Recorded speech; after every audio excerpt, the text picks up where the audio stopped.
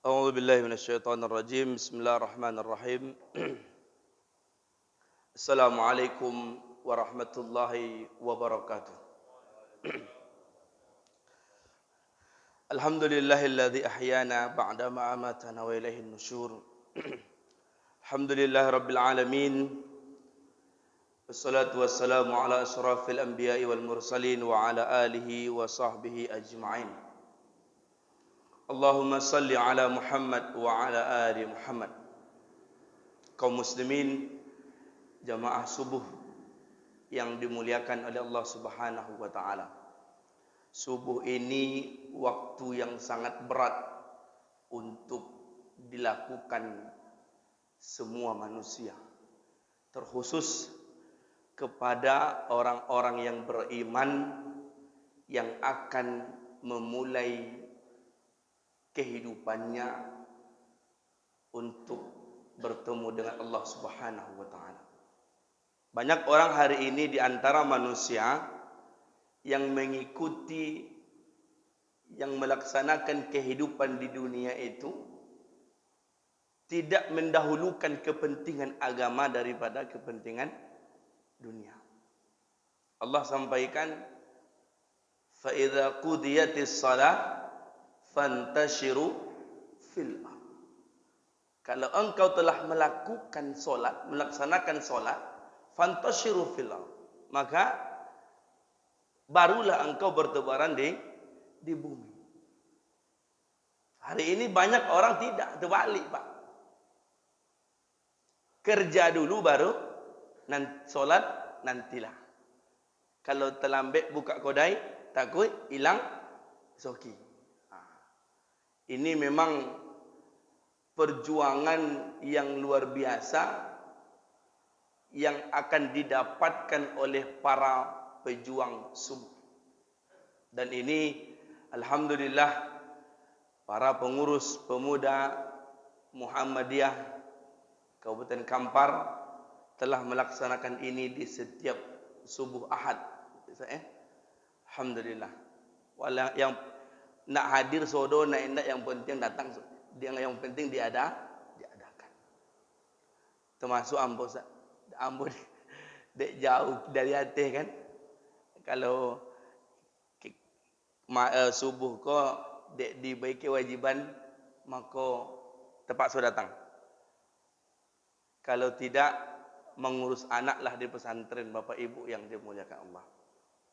Mudah-mudahan pertemuan kita subuh ini pertemuan yang diberkahi oleh Allah Subhanahu wa taala dan dosa-dosa kita nanti saat kita berpencar keluar dari masjid ini, dosa-dosa kita telah diampuni oleh Allah Subhanahu wa taala. Amin ya rabbal alamin. Jemaah subuh Bapak Ibu yang dimuliakan Allah Subhanahu wa taala, kemudian berselawat kita kepada Rasulullah dengan ucapan Allahumma salli ala Muhammad wa ala ali Muhammad. Nabi sallallahu alaihi wasallam itu sangat cinta dengan kita Bapak dan Ibu. Sampai terkadang cintanya Nabi itu lupa kita untuk membalasnya. Ketika Nabi selalu sampaikan kepada kita tentang kerinduannya kepada umatnya. Terkadang kita sebagai umat jangankan untuk rindu, bersolawat pun kadang lupa. Kalau tidak dek solat, lupa selawat. Maka jemaah yang dimuliakan Allah Subhanahu wa taala, apa tanda cinta awak ke bini awak? Awak selalu ingat ke inyo. Tidak ya tu Pak? Apa tanda cinta awak ke anak? Awak selalu doakan anak itu. Apa tanda awak cinta ke Nabi? Awak selalu berselawat kepada Nabi sallallahu alaihi wasallam. Apakah Nabi butuh selawat kita? Tidak. Tapi kitalah yang butuh syafaat dari Rasulullah sallallahu alaihi wasallam. Jamaah subuh Bapak Ibu yang dimuliakan Allah Subhanahu wa taala, mudah-mudahan kita selalu diistiqomahkan oleh Allah. Kegiatan safari subuh ini selalu terlaksana dan kita pun bersabar sejenak untuk menunggu datangnya waktu syuruk, dan mudah-mudahan amal kita hari ini diterima oleh Allah Subhanahu wa taala. Bapak Ibu yang dimuliakan Allah, jamaah subuh yang mudah-mudahan diberkahi oleh Allah Subhanahu wa taala. Subuh ini kita membahas satu hadis yang sahih diriwayatkan dari Muslim, nomor hadis 181, dari sahabat yang mulia Suhaib bin Sinan radhiyallahu anhu. Bapak Ibu yang dimuliakan Allah, Suhaib bin Sinan ini adalah salah satu sahabat Nabi yang awal-awal dulu masuk kepada agama Islam. Beliau adalah mantan budak dari kerajaan Bizantium, Romawi Timur. Kemudian dia dimerdekakan oleh Abdullah bin Jaz'an Al-Qurashi At-Taimi. Awalnya dia orang kaya, lalu kerajaan itu dihancurkan oleh orang Roma, lalu dia dijadikan seorang budak, lalu dimerdekakan oleh Abdullah bin Jaz'an Al-Qurashi At-Taimi. Ayahnya namanya Sinan, yang berasal dari Bani Tamim. Dia mendapatkan nisbat Ar-Rumi. Jadi nama dia ni dikenal dengan Suhaib Ar-Rumi. Maka kalau kita nanti buka kitab hadis, kalau kita tidak dapatkan Suhaib bin Sinan, selalu kita dapatkan namanya Suhaib Ar-Rumi. Mengapa dia disebut dengan Suhaib Ar-Rumi? Karena dia dari kecil sudah tinggal di Romawi. Maka kunyahnya adalah Abu Yahya. Dia lahir pada tahun 587 Masehi. Dia wafat di Madinah pada bulan Syawal 38 Hijriah. Ada keistimewaan yang hebat dari Suhaib bin Sinan. Nama aslinya adalah Suhaib bin Sinan bin Malik bin Abdul Amr. Ada keistimewaan yang hebat dari dia. Apa dia? Lebih mengutamakan keimanan walaupun harta kekayaan habis. Dia lebih mengutamakan mengikuti Nabi sallallahu alaihi wasallam. Kalau awak Pak, mana awak pilih? Jabatan awak gini atau kalau sekiranya dipertaruhkan keimanan awak dengan jabatan, kira-kira mana awak pilih Pak? Mana awak pilih? Ya. Kini kan itu yang payah gini Pak. Saat disandingkan antara jabatan dengan keimanan, banyak orang goyang Bapak dan Ibu. Mengapa? Jabatan joleh, dapat tiap bulan, enak. Tapi kalau keimanan sebenarnya jelas bagi orang beriman, tapi terkadang tidak disadari oleh manusia hari ini. Oh, mau tengok joleh lebih dimasuknya. Ya. Tapi kalau Suhaib Ar-Rumi tidak. Dia utamakan keimanan daripada harta. Dia tinggalkan itu semua di Romawi, dia ikut dengan Nabi SAW. Beliau adalah salah satu alumni atau veteran daripada perang Badar. Dia ikut bersama Nabi SAW. Jamaah yang dimuliakan Allah Subhanahu wa taala. Sekilas tentang Suhaib bin Sinan radhiyallahu anhu. Hadis yang sahih diriwayatkan dari Muslim. Muslim itu Bapak Ibu yang dimuliakan Allah, dua hadis yang sahih dalam Kutubut Tis'ah. Jadi dulu guru kami menyampaikan waktu kami belajar hadis, kitab sahih itu dalam kitab sunan, dalam kitab Kutubut Tis'ah ada dua. Sahih Bukhari dan Sahih Muslim. Kemudian kitab sunan ada 4. Awalnya Abu, akhirnya Ibnu. Abu Daud, Tirmizi, Nasai dan Ibnu Majah. Kemudian yang 3 ada 2 dari fikih dari Ahmad bin Hanbal, kemudian Malik dan Ad-Darimi. Maka kita hari ini bahas tentang hadis dari Sahih Muslim. Nomor hadis 181. Rasulullah sallallahu alaihi wasallam bersabda, "Idza dakhala ahlul jannatil jannah." Kalau penghuni surga itu telah masuk ke dalam surga. Ikut pengurus PD banyak yang tiba, Ustaz. Banyak. Alhamdulillah. Pakai absen tak? Tak kan? Kau tahu buat absen dulu kan? Idza dakhala ahlul jannatil jannah. Ini hadis yang luar biasa Bapak dan Ibu. Kalaulah penghuni surga itu telah masuk ke dalam surga. Qala yaqulullahu tabaraka wa ta'ala. Saat itu Allah mengatakan kepada mereka.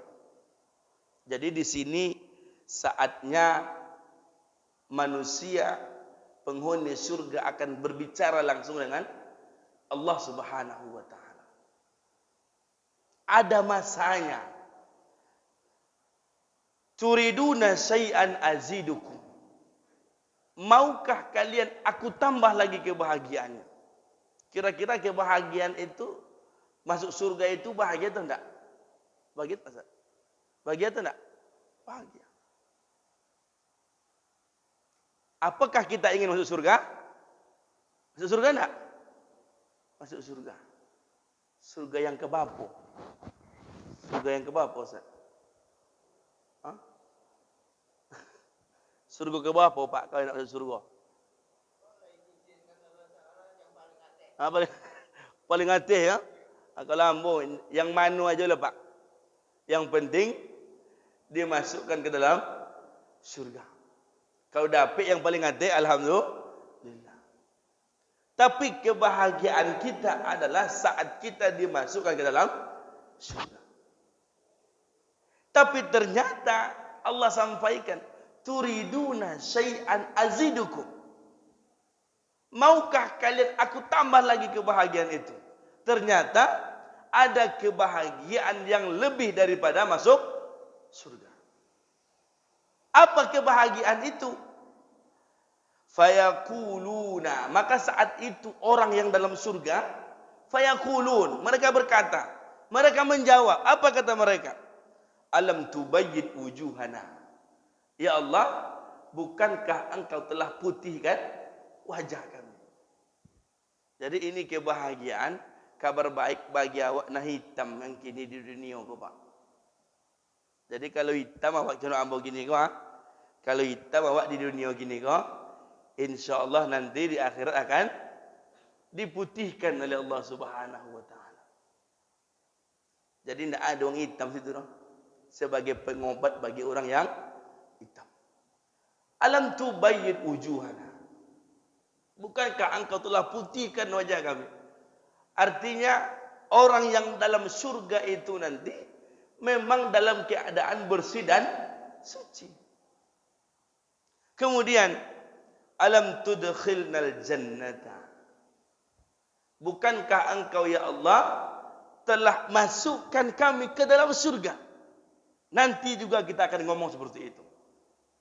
Ya. Lah masuk ke dalam surga, alhamdulillah. Saat itu kita sudah sampaikan syukur kita kepada Allah. Wa tunajjina minan nar. Bukankah engkau ya Allah telah jauhkan kami dari api neraka. Qala fayakshiful hijaba fama a'tu syai'an ahabba ilaihim min nazara ila rabbihim azza wa jalla. Maka saat itu Allah bukakan hijabnya. Maka itulah kebahagiaan yang paling tinggi saat kita bisa melihat Allah secara langsung. Jadi kalau lah awak tengok contoh apa pun untuk Allah tu, Pak, tidak ada pada hebat kini leh. Kini kan awak bercokak gara-gara itu kini kan. Contoh apa, di mana Allah, kemudian macam mana bentuk Allah, ya kan?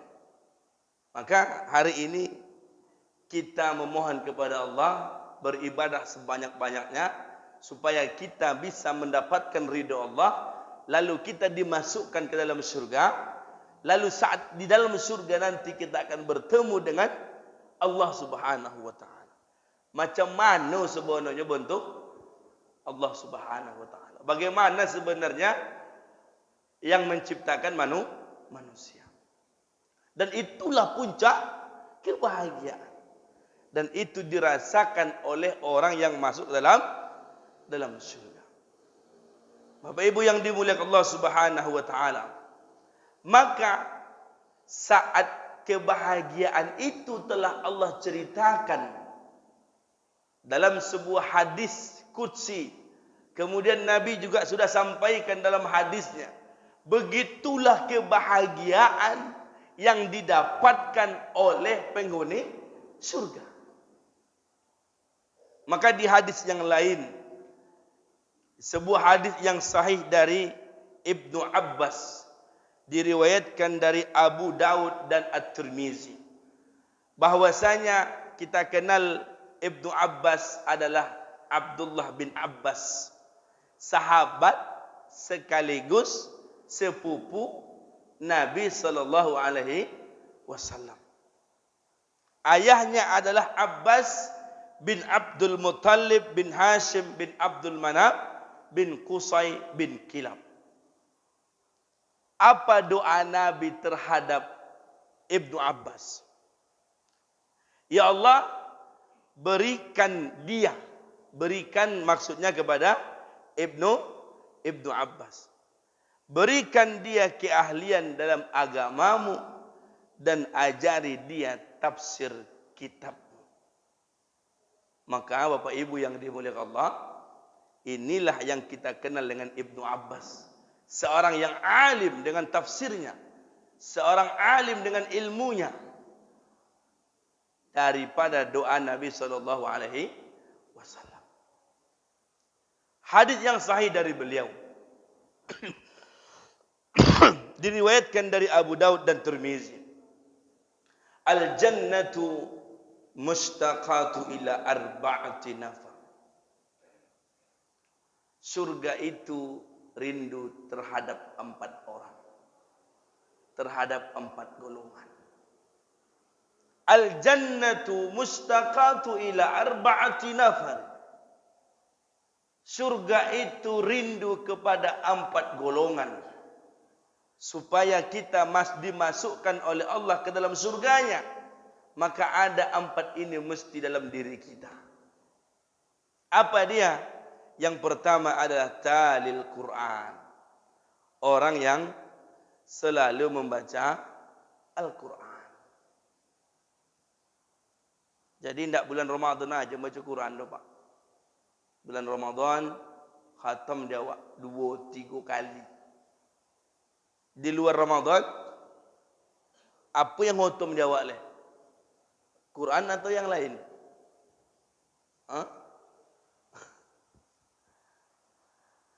Jadi jemaah yang dimuliakan Allah Subhanahu wa taala, membaca Al-Quran itu memang tak ada batasnya.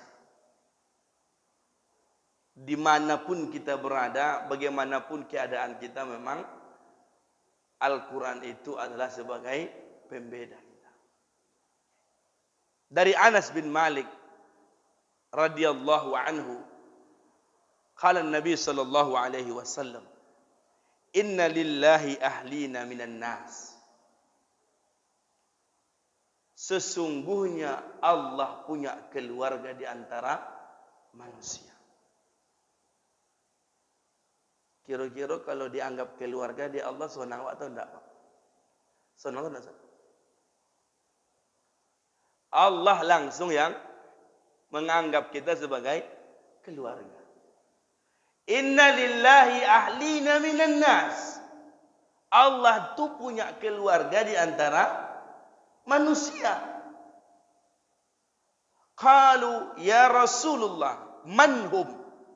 Maka sahabat tu, bapak dan ibu, jamaah yang dimuliakan Allah, ketika ada sesuatu yang hebat, sahabat tu langsung tanya, ingin tahu dengan apa yang dikabarkan oleh Nabi sallallahu alaihi wasallam. Kalau saat itu sahabat mengatakan, "Ya Rasulullah, wahai Rasul, manhum, siapa mereka?"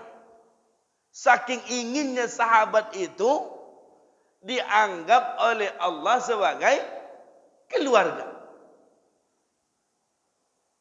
Hum ahlul Quran, ahlullahi wa khassatuhu. Mereka itulah keluarga Al-Quran, ahlullah, keluarga Allah, wa khassatuhu. Allah muliakan mereka dengan itu. Allah istimewakan mereka dengan itu.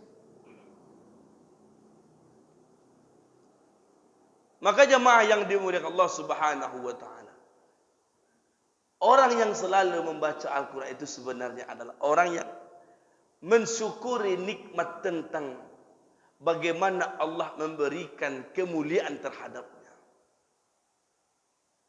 Maka Allah sampaikan dalam surah Al-Anfal, innamal mu'minuna alladhina idza dzukirallahu wajilat qulubuhum.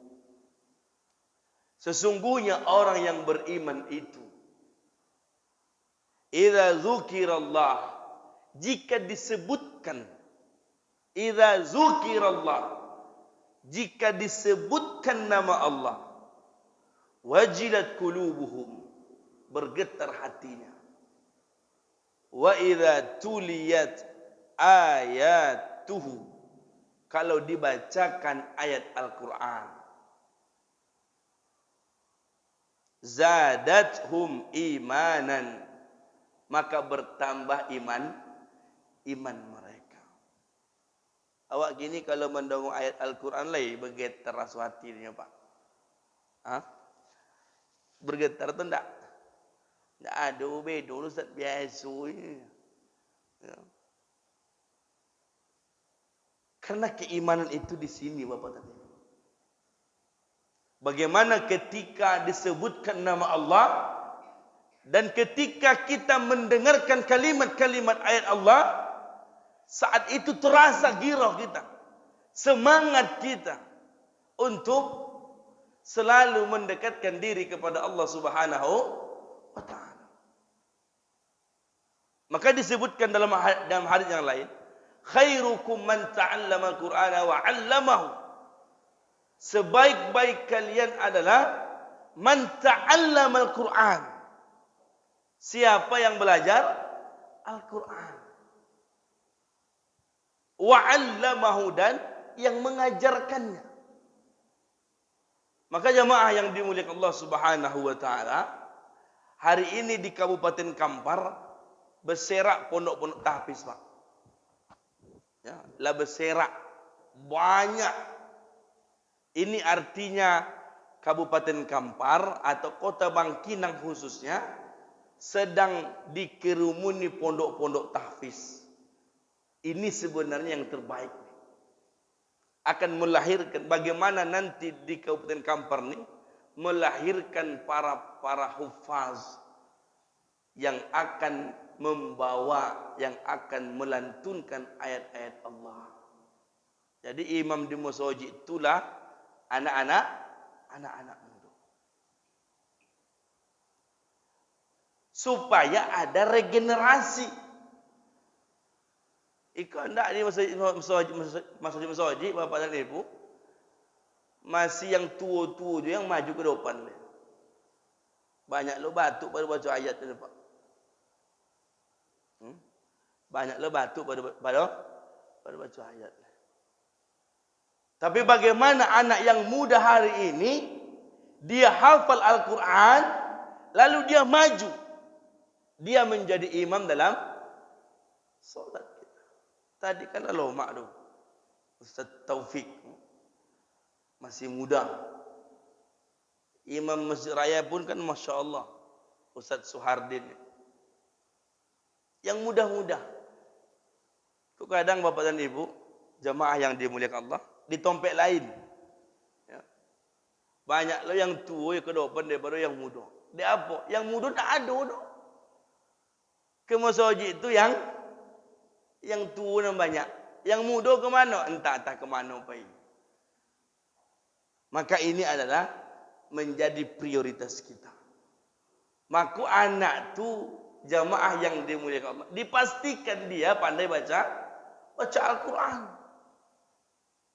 Iku ada anak-anak umur 50 tahun baca Quran tak topek dia, Pak. Ya, dia apa? Kurang kepedulian saat dulu masih muda. Bila loleh ikuti masa muda pun habiskan waktu muda. Padahal sebenarnya tidak. Manfaatkan waktu muda itu untuk masa tua. Untuk apa? Memperbanyak berbuat kebaikan. Itu sebenarnya pemahamannya. Kau tak? Waktu masih muda ku buat je lah. Apa yang ni kan buat je lah. Apa yang lomak di hati buat je. Padahal pemahamannya bukan itu. Bagaimana selama kita di dunia ini, selama umur masih muda, nikmati dengan Al-Quran. Maka Bapak Ibu yang dimuliakan Allah, ibu awak menengok orang-orang layat tua tapi orang topek baca. Tapi meniti air mata awak jamaah yang dimuliakan Allah, anak ketek menjadi imam. Solat subuh, solat wajib, solat sunnah. Inyo yang menjadi imam. Makanya anak tu dipastikan pandai baca Quran. Jangan dia gitu HP Android tu ke anak tu, Pak. Ya. Iko kalau dia minta HP sodo baso dia. Tapi kalau disuruh baca Quran nak lope dia. Maka jamaah yang dimuliakan Allah Subhanahu wa taala, ini menjadi prioritas kita. Bagaimana kita bisa memastikan anak generasi kita mereka pandai baca Al-Quran. Dulu kita kan begitu diajarkan oleh orang tua kita. Baik jawab dulu, Pak. Alif dati a, alif bawah i, alif dopan un, an in un. Kini mengaji subuh itulah payah menengok, Pak. Menerapkan itulah payah. Maka caranya bagaimana? Kami di pesantren Al-Amanah itu, Pak, kami terapkan, kami terima semuanya. Yang baca Quran, yang pandai baca Quran, yang enggak pun kami terima juga. Dia apa? Disitulah kami ingin mengajarkan bagaimana anak-anak pandai baca Al-Quran. Man ta'allama wa 'allamahu, dan yang mengajarkan Al-Quran itu. Orang yang mengajarkan Al-Quran itu luar biasa, Bapak dan Ibu. Akan mendapatkan ilmu yang bermanfaat. Selama Al-Quran yang dia ajarkan kepada anak cucunya, lalu Al-Quran itu dibaca oleh muridnya sepanjang masa, maka Al-Quran itu selalu mengalir kepadanya. Itulah keuntungan bagi yang mengajarkan Al-Quran. Kalau pandai anak itu diawak, Bapak Ibu yang dimuliakan Allah, selama dia membaca Al-Quran mengalir semuanya. Itu nanti kita dapatkan ketika kita dihadapkan di hadapan Allah Subhanahu wa taala. Yang pertama adalah talil Quran, membaca Al-Quran. Yang kedua adalah wahafidhil lisan, dan menjaga lisan. Jamaah yang dimuliakan Allah Subhanahu wa taala, Allah sampaikan dalam surat Al-Ahzab ayat 70 dan 71. Apa kata Allah? Ya ayyuhalladzina amanu taqullaha. Wahai orang yang beriman, ittaqullaha, takutlah engkau kepada Allah. Wa qulu qawlan sadida, hendaklah engkau mengatakan perkataan yang baik. yuslih lakum a'malakum. Kalau itu yang kita lakukan, yuslih lakum a'malakum. Allah perbaiki amal kalian. Wa yaghfir lakum dzunubakum. Allah ampunkan dosa kalian. Wa may yuti'illaha wa rasulahu. Siapa yang taat kepada Allah, taat kepada Rasulnya, faqad faza fawzan azima. Sesungguhnya dia telah mendapatkan keuntungan yang besar. Dari lisan kita ni Bapak Ibu yang dimuliakan Allah. Jangan sampai dek lisan awak kau asal bercitoi nyo sakit hati orang. Itu yang payah tu. Asal berbunyinya sakit hati orang. De paji dah bercitu luinyo sakit hati awak dengan bercitonya. Ini jarang bercitu Pak. Sekali bercitu membuat sakit hati orang. Indak menyinggung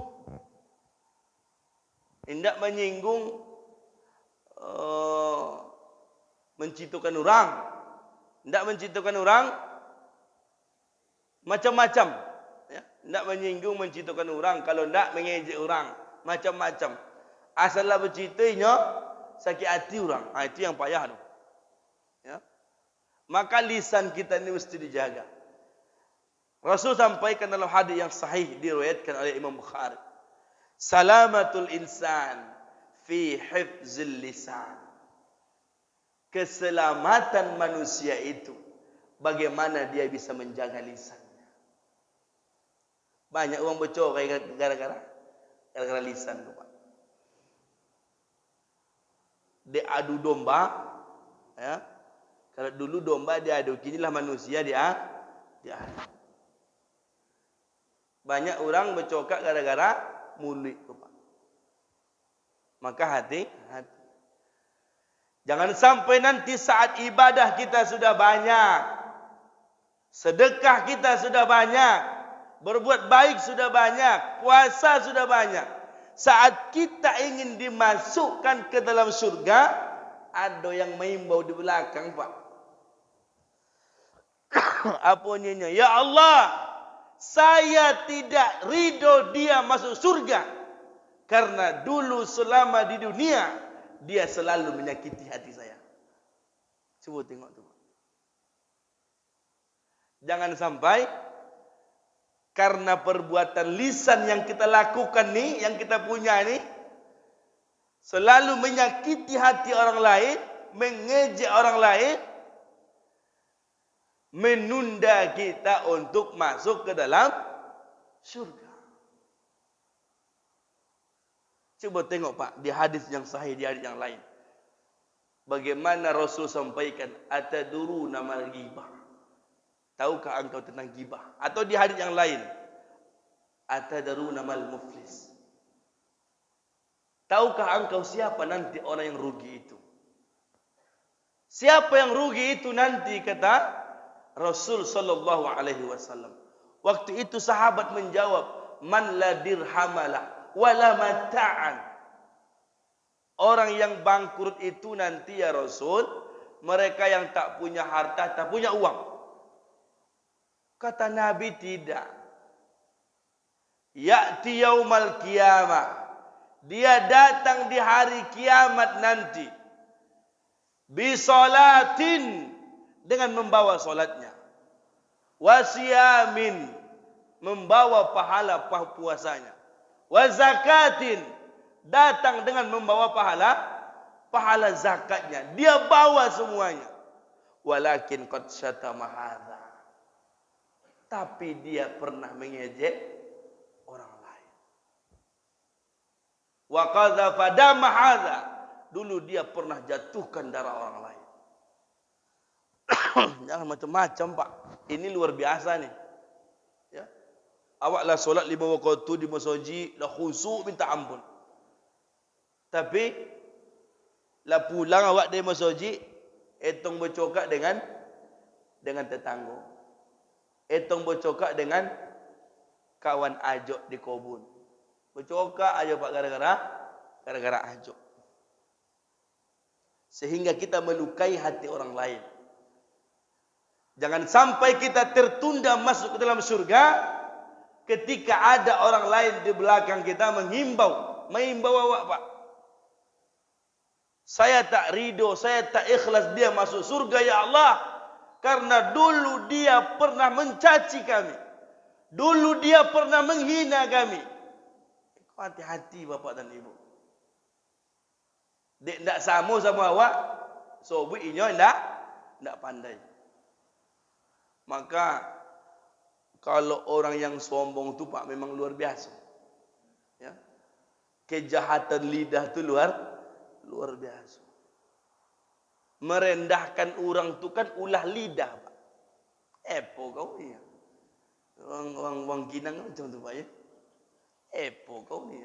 Dia tunduk tu doanya. Jadi jemaah yang dimuliakan Allah Subhanahu wa taala. Rasul sampaikan lagi di hadis yang sahih. Apa kata Rasulullah? Man kana yu'minu billahi wal yaumil akhir. Hadis itu kita semua sudah hafal. Tapi terkadang lupa, Pak. Makanya ada ceramah tu sebenarnya mengingatkan bagi yang lupa.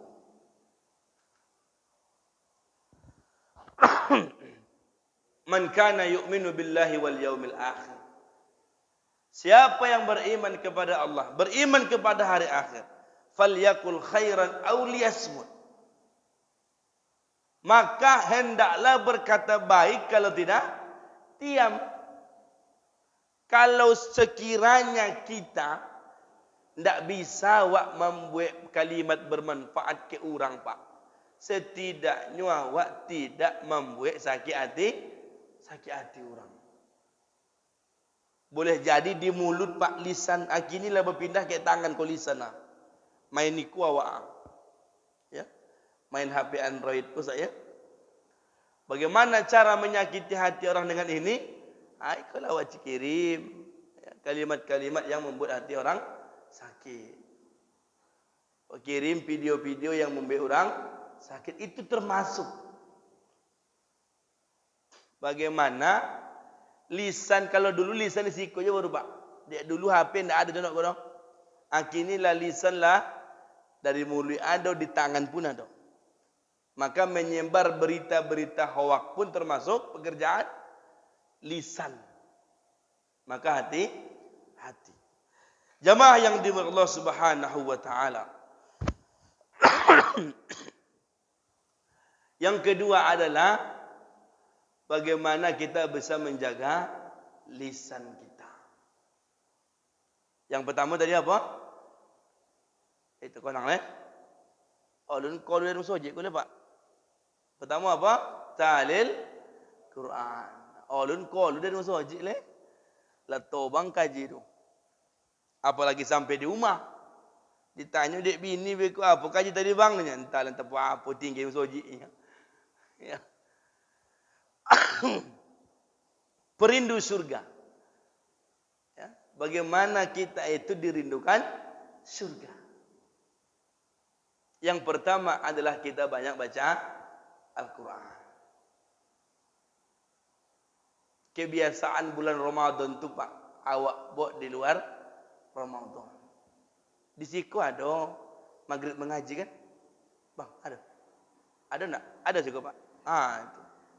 Itu dilestarikan tuh, didukung. Awak gaji guru tu dengan sewajarnya. Dan 50.000 juga gaji guru tu Pak. Guru les bahasa Inggris berbayar 2 ti. Guru les matematika berbayar 2 ti Pak. Guru ngaji 50.000. Itu pun ngutang 2 bulan. Ya. Cita-cita jadi anak yang soleh. Bantu wak dia Pak. Ya. Jadi kita ni terkadang terlalu melihat kepada dunia. Kalau tentang les IPA, bahasa Inggris, matematika, awak leskan tu Pak. Awak masukkan ke dalam kursus. Tapi kalau Al-Quran, tidak awak masukkan ke sekolah tahfiz. Cita-citanya bisu anak denko harus hafal Quran kau ni. Tapi tidak ada usaha apa cara pak. Bisa tu tidak tu? Bisa tu tidak?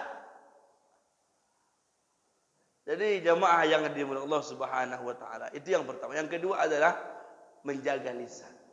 Bagaimana mulut kita ini bisa kita kontrol. Yang ketiga adalah wa mut'imit ta'am. Berbagi makanan kepada orang lain. Ini amalan surga ini, Pak. Wa mut'imit ta'am. Engkau memberikan makanan kepada orang lain. Rasul sampaikan dalam hadis yang sahih an Abdullah ibn Amr radhiyallahu anhuma.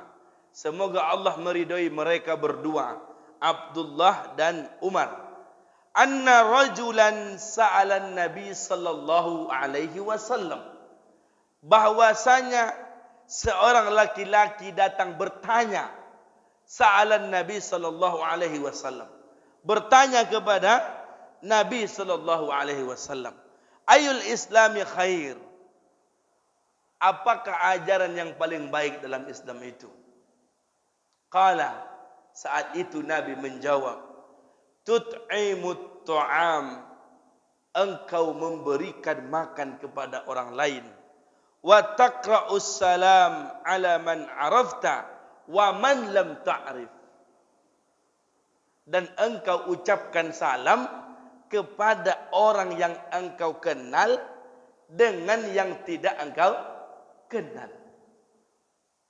Kalau dalam hadis di dua ni dia, kita bahas tentang tut'imut ta'am. Bagaimana kita bisa berbagi kepada sesama. Kini ku masa pandemi ku Pak, luar biasa banyak orang miskin gini. Ya.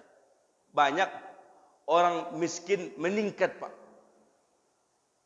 Ini kesempatan kita untuk berbagi.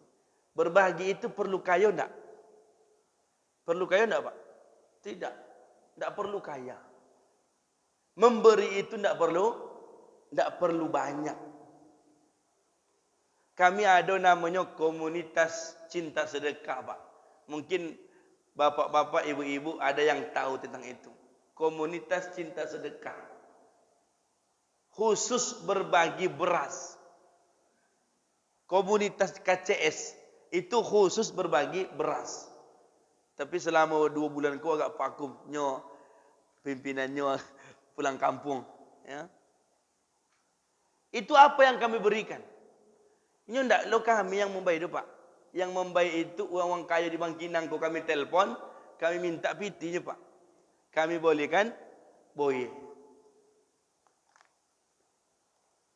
Lalu KCS itu tidak pernah ada kas. Bapa ada piti abi kali. Kami antar Pak ke rumah-rumah yang sangat membutuhkan. Tidak seketik seorang muka Pak. Manemo sekarung boye itu Pak. Luar biasa, sondang nanti. Sekarung boye itu Pak. Apalagi lengkap dengan lauk pauknya. Karena apa? Memberi kepada orang itu sebenarnya amalan ahli surga. Tapi yang kita berikan itu mesti yang terbaik. Allah sampaikan dalam Al-Quran surat Ali Imran ayat 92.